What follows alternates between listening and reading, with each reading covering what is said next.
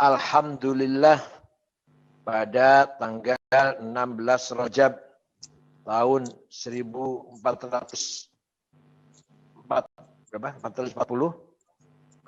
ini ada NU genap berusia 98 tahun. Karena ketika dideklarasikan di Surabaya oleh Mbah Hasyim Asy'ari dan teman-temannya pada tanggal 16 Rajab 1344.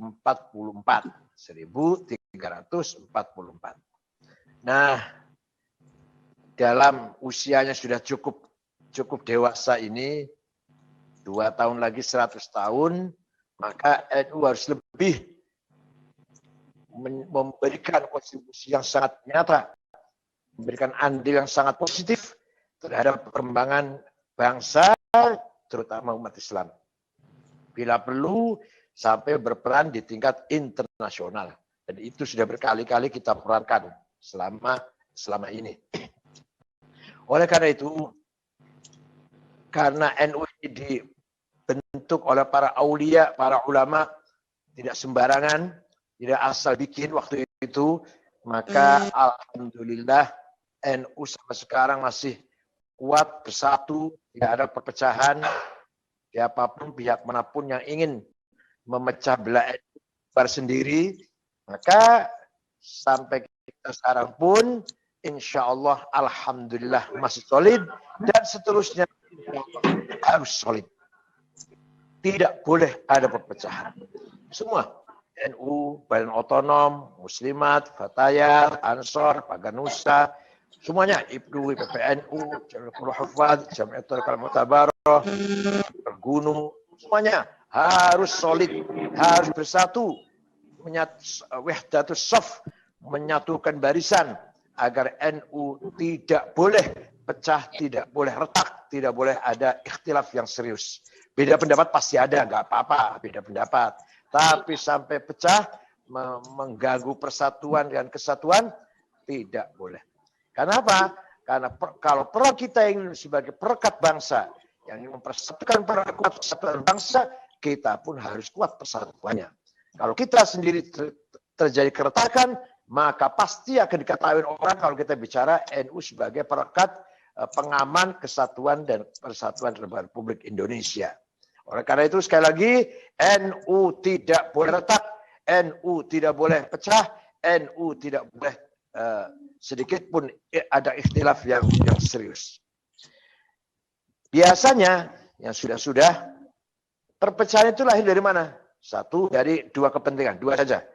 Kepentingan politik dan kepentingan ekonomi. Kalau sudah orangnya ada kepentingan politik, disitulah sumber perpecahan. Oleh karena itu, mari kita kawal, kita jaga NU jangan sampai dijadikan alat politik. Sudah ada wadahnya sendiri kalau berpolitik di partai politik, ada PKB, ada P3, ada Golkar, ada PDI, silakan. Jadi kalau barang siapa yang ingin mencapai cita-citanya, tujuannya menjadi pejabat, anggota DPR atau apa, silakan, ada kendaraannya sendiri, yaitu partai politik. Kalau sudah NU dijadikan kendaraan politik, maka itu sudah mengkhianati NU itu sendiri. Berarti mengkhianati para muassis Nahdlatul Ulama ketika pertama kali didirikan. Serius kalau sudah NU dijadikan untuk alat politik.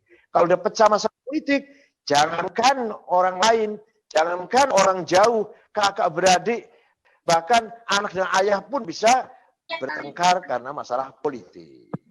Sejarah mencatat sepanjang sejarah Islam juga terjadi perang saudara, jadi Firqah Islamiyah itu karena politik. Oleh karena itu NU sebagai jam'iyah, diniyah, ijtimaiyah, la sia-sia, no politik. Perpecahan itu kalau sudah mulai hubbud dunya, hubbul mal, hubbul fulus, hubbul dolar, hubbul rupiah, hubbul sayyarah, hubbul Mercedes, hubbul villa, itu mulai perpecahan. Kalau sudah pengurus NU sudah kemasukan targetnya jadi ketua NU itu agar kaya, mencari kekayaan melalui NU, itu sudah menjadi tanda-tanda perpecahan yang sangat parah. Karena kalau sudah masalah harta, siapapun bisa jadi musuh kalau sudah masalah perebutan harta. Perwarisan, kakak adik bisa bermusuhan sampai keturunan, sampai 7 keturunan. Perwarisan itu. Tetangga, sebatas tanah, bisa 7 keturunan. Jadi, kongsi bisnis, ada perpecahan, bisa 7 keturunan. Kalau sudah masalah harta, itulah masdarul fitan wal mihan. Sumber fitnah, sumber mihnah yang paling tajam kalau sudah berebut masalah kekayaan. Oleh karena itu, pengurus NU, silakan bisnis, silakan bertani, silakan berdagang, silakan jadi apa saja tambang. Asal jangan menggunakan NU untuk kepentingan kekayaan, untuk memperkaya dirinya. Silahkan mau jadi apa, mau jadi apapun dalam rangka mencari rezeki, silahkan profesinya apalah, pengacara, profesi dosen, profesi pedagang, pengusaha, petani, apa aja lah, pelayan apalah, itu asal tidak menggunakan NU sebagai alat untuk memperkaya dirinya. Nah, terakhir dalam hal ini saya pesan, pasti kita pengurus NU dan tantangan yang sangat besar, ujian sangat besar, cobaan yang sangat besar. Alhamdulillah saya sendiri dengan bagaimanapun, alhamdulillah, dicaci maki, saya tidak takut, tidak minder. Bahkan diancam bahkan. Kadang-kadang diancam juga. Dicaci maki sedikit pun saya tidak minder. Likaila ta'su ala ma fatakum. La yakhafu laumata laim. La khaufun alim wa lahum yahzanun. Saya tidak pernah sedih, tidak pernah cemas, tidak pernah susah ketika saya mendapat caci maki atau bully atau apa. Bahkan ada beberapa foto yang medsos tuh yang saya pakai mukanya saya tapi badannya bukan, pakai sempak saja di pinggir kolam renang. Saya tidak terpengaruh sedikit pun, marah tidak, minder tidak, takut tidak. Misalkan ada warga NU kok terpengaruh, ya nggak apa-apa. Terpengaruh ya pantas manusia terpengaruh oleh gambar barangkali, silakan. Dituduh Syiah biasa, dituduh liberal silakan, dituduh kafir pun monggo, biasa tuduhan itu. Jadi monggo. Ya saya pikir ketua wilayah, ketua cabang juga harus seperti itu. Ma'arif juga harus seperti itu. Yang kedua, saya dipuji-puji orang biasa.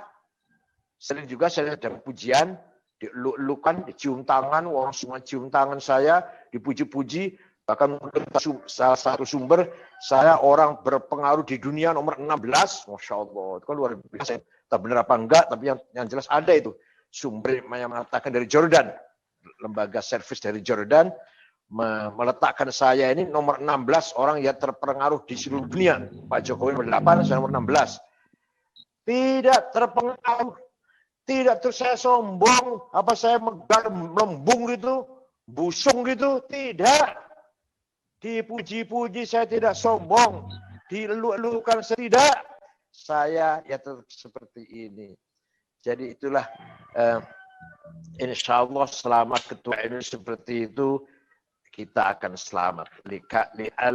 Likaila ta'sau ala ma fatakum wala tafrahu bima atakum. Dicaci maki, tidak usah sedih, tidak usah minder, puji, tidak usah sombong, tidak usah lupa daratan. La yakhafu laumata laim, tidak takut ketika dapat celaan. La khaufu, tidak pernah cemas, tidak pernah takut kecuali kepada Allah sudah barang tentu. Kecuali kepada Allah. Mari dalam hal ini kita nawaitu bismillahirrahmanirrahim, kita jaga NU, kita kawal NU, kita tingkatkan NU, persatuan kesatuannya, soliditasnya, supaya kita mampu menjadi perekat bangsa, perekat NKUM fil khair barakatuh wan najah. Wallahul muwaffiq. Wassalamualaikum warahmatullahi wabarakatuh.